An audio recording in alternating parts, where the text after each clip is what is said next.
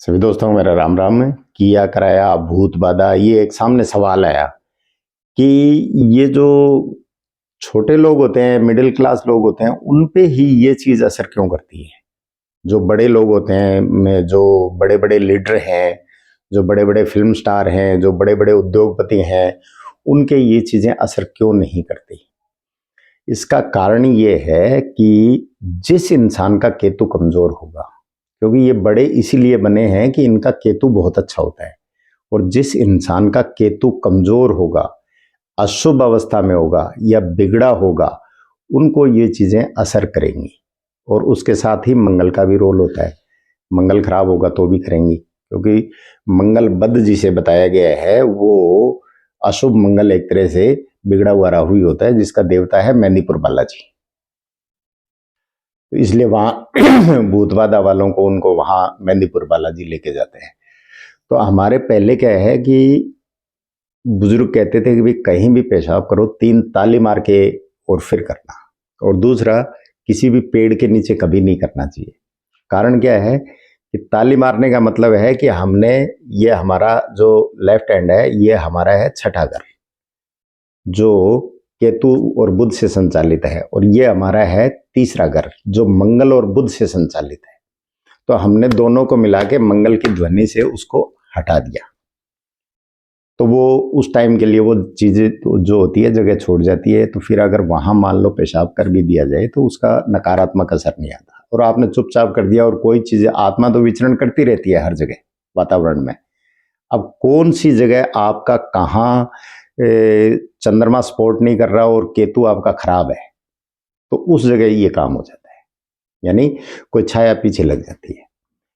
और पेड़ के नीचे इसलिए नहीं करना चाहिए कि छाया जो होती है वो शनि की होती है, और जो यूरिन आदमी करता है, पेशाब करता है, वो खराब राहु है। तो वहां जैसे ही वो करेगा तो शनि और राहु का संबंध बन जाएगा। और कुंडली में शनि राहु को क्या कहते हैं? प्रेत शापित कुंडली, अगर जन्म से किसी के बैठा है तो। इसीलिए क्या है, मना किया हुआ है। और बड़े लोगों के इसलिए नहीं करता कि वो, उनका केतु बहुत अच्छा होता है। और केतु अगर अच्छा है तो बुर्ज खलीफा है जो उसकी नींव है, नींव का पत्थर है वो केतु है, उसकी नींव जो है वो इतनी बड़ी जो मंजिल है वो टिकी हुई है उस केतु पे। वो केतु मजबूत है, इसलिए वो पहले भी मैंने बताया। और जो बेटा है वो अगर मजबूत है तो माता पिता पूरा परिवार सुखी रहता है, वो केतु होता है। स्पाइन है, रीढ़ की हड्डी, ये सीधी है बिल्कुल और काम कर रही है, वो केतु है। पैर है, ये केतु है। केतु को हर हाल में मजबूत रखना जरूरी है। न कोई किया कराया असर करेगा, न कोई आपको ऊपरी बाधा असर करेगी। लेकिन और इसका अब वीडियो तो मैंने ज्यादा, फोकस मेरा ज्यादा राहु केतु पे इसीलिए रहता है क्योंकि सारा जो संचालित होता है ना कहीं इन्हीं की वजह से ही होता है। अब जो 7 अनाज का बताया गया है कि 7 अनाज अगर एक मुट्ठी आप पक्षियों को डालें, एक मुट्ठी आप दलिया बना के चींटियों को डालें, तो आपके जो है केतु हमेशा अच्छा रहेगा। अब हमने क्या किया, दोनों ही केतु और बुध छठे घर से संबंध रखते हैं। जो रोग का है, कर्ज का है, शत्रु का है, मतलब वहीं से पैदा होती है हर चीज। तो उनकी कनेक्टिविटी को हमने पहले से ही शांत कर दिया, काट दिया। अनाज, हर एक अनाज पे किसी न किसी ग्रह का अधिकार है, और उस ग्रह का 7 अनाज हमने ले लिए। मान लो मक्का ले लिया, चावल ले लिए, गेहूं ले लिए, बाजरा ले लिया, ज्वार ले ली, तो हर ग्रह पे किसी न किसी का अधिकार है। और वो चीज हमने छठे घर को अर्पित कर दी, तो वो हमसे नाराज नहीं होगा। गणेश वंदना सबसे पहले इसीलिए तो की जाती है, केतु के देवता है, उसको पहले मनाया जाता है कि ये सबसे पहले मान जाए ना, तो फिर कोई दिक्कत नहीं है, कोई विघ्न नहीं आएगी। तो ये सारी चीजें ग्रहों की लेके हम चींटियों को डालते हैं, वो केतु का जीव है, और पक्षियों को डालते हैं, वो बुध के जीव है। तो हमने छठे घर के दोनों मालिक हैं, उनको शांत कर दिया। उनको शांत कर दिया तो इससे बढ़िया केतु का क्या उपाय होगा। और इसके बाद एक मैंने ये बताया था कि बासी रोटी दूध में भिगो के अगर आप कुत्ते को खिलाते हैं रोज, दूध ज्यादा नहीं डालना, भिगोनी है, तो उससे भी आपका केतु बहुत अच्छा रहता है, क्योंकि उसको ग्रहण तो वो चंद्रमा को लगाता है ना, तो दूध में भिगोनी है, दूध का अंश देना है, पिलाना नहीं है उसको, दूध का अंश देना है। तो इस तरीके से ये जो है बड़े लोगों को किया कराया भी असर नहीं करता, और आपके भूत बाधाएं भी इनके नहीं चिपकती, और इनके जो काले जादू, पीले जादू, हरे जादू है वो कोई काम नहीं करते। कारण यही होता है कि इनका केतु मजबूत होता है। आम आदमी, मिडिल क्लास आदमी या लोअर क्लास आदमी, इनका केतु कमजोर होता है, इसीलिए वो ऊंचाइयों पे नहीं जा पाते। और जो बंदा ऊंचाई पे चला गया, जो इंसान, उसका तो केतु 100% अच्छा है, तभी वो गया है।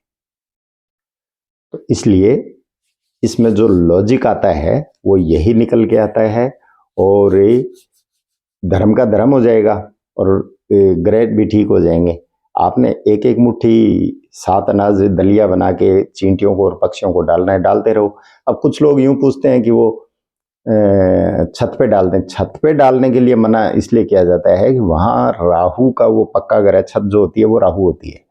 वहां हमने अगर बुध को मिला दिया, पक्षी बैठेंगे वहां पे, पक्षी जो होता है वो बुध होता है, तो बुध राहु का संगम जेल खाना, पागल खाना, वीराना बताया गया है। इसलिए वो उजाड़ने वाले काम हो जाते हैं। इसलिए कहते हैं कि छत पे कभी भी पक्षी नहीं आने चाहिए। बाकी आप बाहर कहीं भी डालो ना, जहां व्यवस्था है, छत जहां राहु का अधिकार है वहां बुध को मत आने दो। तो इस तरीके से जो है आप भी अपनी नेगेटिविटी को दूर कर सकते हैं, और ये गारंटेड उपाय है कि जिसने केतु ठीक कर लिया, मैं बार बार इसी पे जोर देता हूं, उसको कुंडली दिखाने की जरूरत नहीं है। और बहुत छोटी सी चीजों से आप आधा आधा किलो, 250-250 ग्राम अनाज ला के पीस के आप थोड़ा थोड़ा डालते रहते हैं चींटियों को, इनको, आपकी संतान भी तरक्की करेगी, आपके खुद के भी रोग ऋण शत्रु हैं वो दूर होंगे, आपके कर्ज उतरेंगे, और आपका केतु अच्छा रहेगा, आपकी हड्डियां, पैर, कमर सब अच्छे रहेंगे। और इस चीज का विशेष ध्यान रखें, कभी भी पेड़ के नीचे पेशाब ना करें, और कभी भी ऐसी जगह पेशाब करें बाहर जहां कभी किसी ने कोई गंदगी वगैरह ना कर रखी हो, पेशाब नहीं कर रखा हो, तो वहां 3 ताली मार के ही करें। तो आपको कभी ये चीजें दिक्कत नहीं देगी। दोपहर में या संध्या काल में जब वे गोधूली बेला होती है, उस टाइम में चंद्रमा आ रहा होता है, सूर्य जा रहा होता है, एक दूसरे को प्रणाम कर रहे होते हैं, वो झुके होते हैं, झुके हुए कि भाई कोई भी थप्पी मार के चला जाए पता थोड़ी चलता है। तो उस टाइम नेगेटिव एनर्जियां हावी होती हैं, और इसीलिए हमारे उस टाइम में पूजा का विधान दिया गया है, ताकि बृहस्पति जो है वो एक्टिव हो, मंगल की ध्वनि एक्टिव हो, तो चंद्र और सूर्य को सपोर्ट मिले, और राहु केतु और ये जो पापी ग्रह हैं इनकी एनर्जी जो है वो दूर रहे। तो आप भी ये छोटे से उपाय करके अपनी इन चीजों को दूर कर सकते हैं और बहुत अच्छे मुकाम पे पहुंच सकते हैं। नमस्कार, धन्यवाद।